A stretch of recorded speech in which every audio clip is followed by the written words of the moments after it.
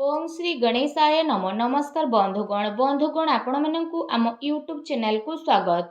बंधुगण आजिर ए भिडियो रे आमे आपण मानकु कहबा पई जाउछु आगामी 3 दिनर स्थिति आपणकर किपरि रहिबो, केउ प्रकार ए आगामी 3 दिन को आपण प्लानिंग करिवे, ता सहित जदि आमे आपण मानकु कहबु केउ सब क्षेत्र रे आपणकु फायदा हेबो, केउ सब जिनिस रे आपणकु विशेष रूप रे सावधानता अवलंबन करबाकू पड़िबो, आपणकर लव लाइफ किपरि रहिबो, क्यारियर किपरि रहिबो, बिजनेस आउ व्यापार किपरि रहिबो एवं ता सहित स्वास्थ्यर मध्य महत्वपूर्ण इनफॉरमेशन आमे आपण मानकु देबु।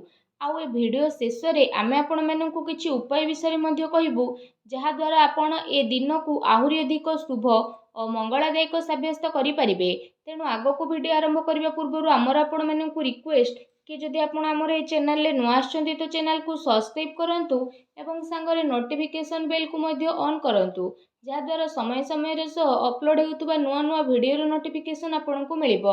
आसंतु जानिबा किपरि रहइबो ए आगामी 3 दिन आपनक पई विशेष भाबरे। जदि आमे आपण मानकु विशेष रूप रे कहबु, सबुठारु प्रथमे कहबु कि कोन आपनक पई ए 3 दिन रे पॉजिटिव रहबा पई जाउछि।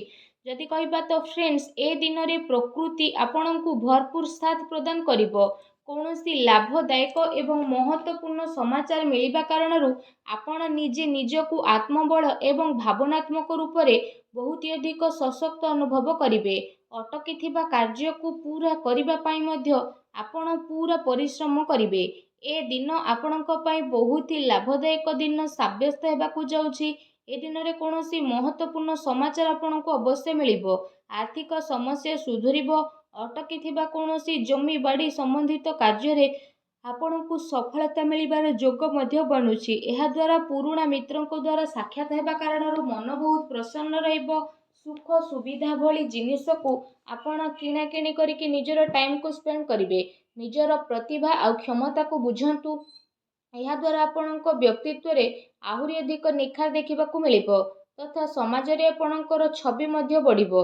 ए दिन आपणकर व्यस्तपूर्ण रहिबो, कामर अधिक बोझ रहिबो, किंतु सफलता मिलिबा द्वारा थकापण आपणको हेबो नाही एवं उत्साह मध्य आपणकर बनिकी रहिबो।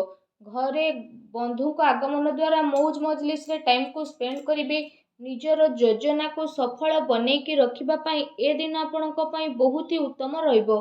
काफी लंबा टाइम रु चली आसुथुबा कौनसी प्रॉब्लम रु आपणको मुक्ति मध्य मिली जिवो, जहा पई आपण निजे निजकु चिंता मुक्त विशेष रूप रे अनुभव करिवे एवं आर्थिक मामला रे ठोस एवं महत्वपूर्ण निर्णय आपणक पई लाभदायक सिद्ध हेबो।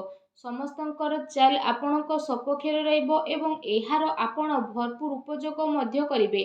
आपणक भितरे कार्य प्रणाली कारणरू आपण समस्तंक प्रशंसार मध्य पात्र होई जिवो, किंतु कौनसी भी कार्य बा योजना पूर्वरु रूपरेखा अवश्य बनंतु। एहा आपणक पई बहुत ही भल रहिबो। अनेक प्रकारर सफलता ए दिन रे आपणकु अवश्य ही प्राप्त हेबाकू जाउछि। ता सहित आसंतु जानिबा आपणक पई कोन ए दिन रे नेगेटिव रहिबो। निजर क्रोध एवं तरतर भली जेपरि स्वभाव रे आपण नियंत्रण रखंतु। कौनसी संबंधित बा पड़ोसी सहित वाद विवाद भली स्थिति आपणकर उत्पन्न हेबो। उचित हेबो कि निजर कार्य उपरे आपण ध्यान दियंतु। अन्यर अजथा कथा को नजर अंदाज करंतु। मन रे किछि भूल बुझामणा बा आशंका हेबार विशेष रूप रे संभावना रहिछि।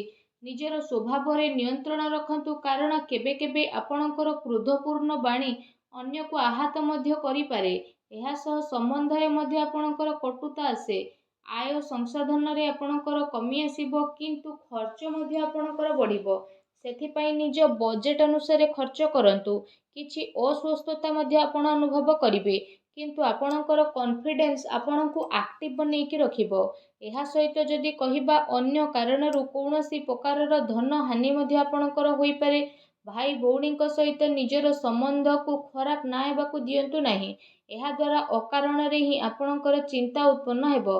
कौनसी प्रतिद्वंदी जलन भावना कारणरू आपणक पई किछि नकारात्मक वातावरण मध्य अनुभव हेबो एवं किछि कथा को नै लड़ाई झगड़ा मध्य आपणकर होई पारे, किंतु टिके सावधानता आपणको प्रॉब्लम रु मुक्त मध्य प्रदान करिवो।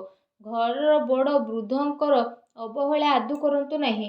केबे केबे भूल बुझामणा एवं अलस्वामी कारणरू ଆପଣଙ୍କର ବନୁଥିବା କାର୍ଯ୍ୟରେ ରୋକାବଟ ମଧ୍ୟ ଆସିପାରେ। ଏହା ସହିତ ନିଜ ବିଚାରରେ ମଧ୍ୟ ସୁଧାରତା ଆଣନ୍ତୁ। ଏହା ଆପଣଙ୍କ ପାଇଁ ବହୁତ ହି ଭଲ ରହିବ। ଆସନ୍ତୁ ଜାଣିବା ଏ ଦିନରେ ଆପଣଙ୍କର ଲଭ୍ ଲାଇଫ୍ କିପରି ରହିବ।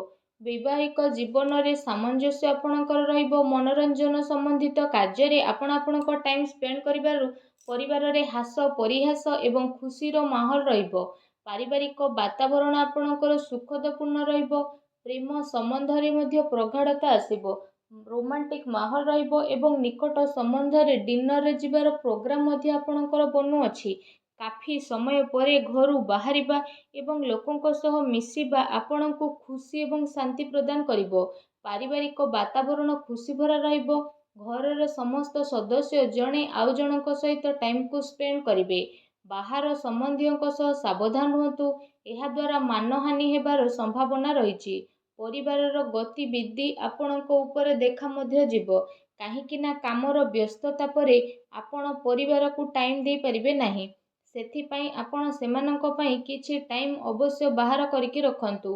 ବୈବାହିକ ସମ୍ବନ୍ଧରେ କିଛି ସମୟରୁ ଚାଲି ଆସୁଥିବା ଟେନସନକୁ ଆପଣ ସୁଲଝେଇବାରେ ସଫଳ ପ୍ରଦାନ ହେବେ ଏବଂ ଘରର ବାତାବରଣ ପୁନଃ ସୁଖଦ ଏବଂ ମଧୁରପୂର୍ଣ୍ଣ ରହିବ। ଆସନ୍ତୁ ଜାଣିବା ଏ ଦିନରେ ଆପଣଙ୍କ ବ୍ୟବସାୟିକ କ୍ୟାରିୟର କିପରି ରହିବ। ଏ ଦିନରେ ବ୍ୟବସାୟରେ ପ୍ରଡକ୍ସନ ସମ୍ବନ୍ଧିତ କାର୍ଯ୍ୟରେ କମି ଆସିବା କାରଣରୁ ଚିନ୍ତା ରହିବ, କିନ୍ତୁ ଆପଣଙ୍କର ପେମେଣ୍ଟ ଆସିବା ଦ୍ୱାରା ଆର୍ଥିକ ସ୍ଥିତି ଆପଣଙ୍କର ମଜବୁତ ରହିବ। ସେଥିପାଇଁ ବେଶୀ ଟେନସନ ନେବାର ଆବଶ୍ୟକତା ନାହିଁ।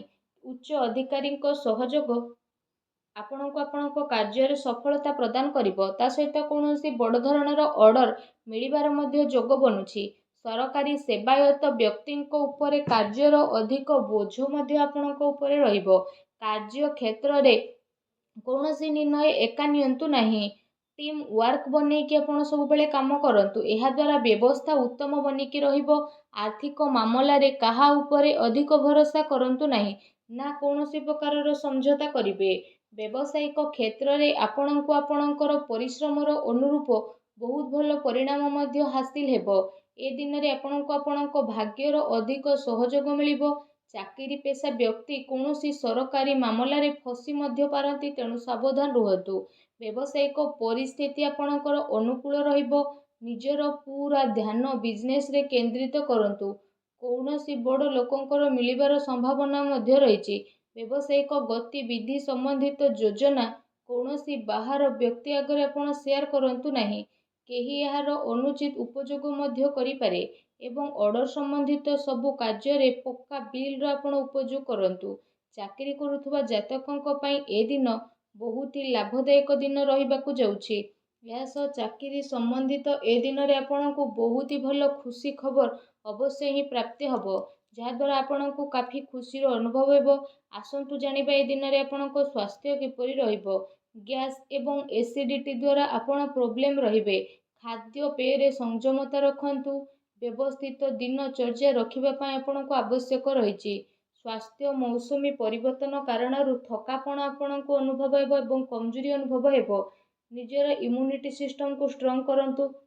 ତା ସହିତ ନିଜ ସ୍ୱାସ୍ଥ୍ୟକୁ ଆହୁରି ଅଧିକ ଭଲ ରଖିବା ପାଇଁ ଆପଣ ପ୍ରତ୍ୟେକ ଦିନ ଯୋଗ କରନ୍ତୁ, ବ୍ୟାୟାମ କରନ୍ତୁ ଏବଂ ସୁସ୍ଥ ରୁହନ୍ତୁ। ଆସନ୍ତୁ ଜାଣିବା ଆଜି ଆପଣଙ୍କ ପାଇଁ କ'ଣ ବିଶେଷ ଉପାୟ ରହିଛି। ଏ ଦିନରେ ଆପଣ ବିଶେଷ ରୂପରେ ସ୍ନାନ ଆଦି କରିସାରିବା ପରେ ନିଜର ଶ୍ରଦ୍ଧା ଅନୁସାରେ, ନିଜ ସାମର୍ଥ୍ୟ ଅନୁସାରେ ସବୁଜ ମୁଗର ଦାନ ଭଗବାନ ଶ୍ରୀ ଗଣେଶଙ୍କୁ ସ୍ମରଣ କରିକି କରନ୍ତୁ। ଏପରି କରିବା ଦ୍ୱାରା ଭଗବାନ ଶ୍ରୀ ଗଣେଶଙ୍କ କୃପା ପ୍ରାପ୍ତ ହେବ ଏବଂ ଆପଣଙ୍କ ଜୀବନର ସବୁ ଦୁଃଖ କଷ୍ଟ ଦୂର ହେବ, ସବୁ ବାଧାବିଘ୍ନ ମଧ୍ୟ ଦୂରେଇ ଯିବ। ଆଶା କରୁଛି ଆଜିର ଭିଡ଼ିଓଟି ଆପଣଙ୍କୁ ଭଲ ଲାଗିଥିବ। ଭିଡ଼ିଓଟି ଭଲ ଲାଗିଥିଲେ ଭିଡ଼ିଓଟିକୁ ଲାଇକ୍ କରନ୍ତୁ। ଆଉ ଯଦି ଚ୍ୟାନେଲରେ ନୂଆ ଆସିଛନ୍ତି ତ ଚ୍ୟାନେଲକୁ ସବସ୍କ୍ରାଇବ୍ ମଧ୍ୟ କରନ୍ତୁ। ଧନ୍ୟବାଦ।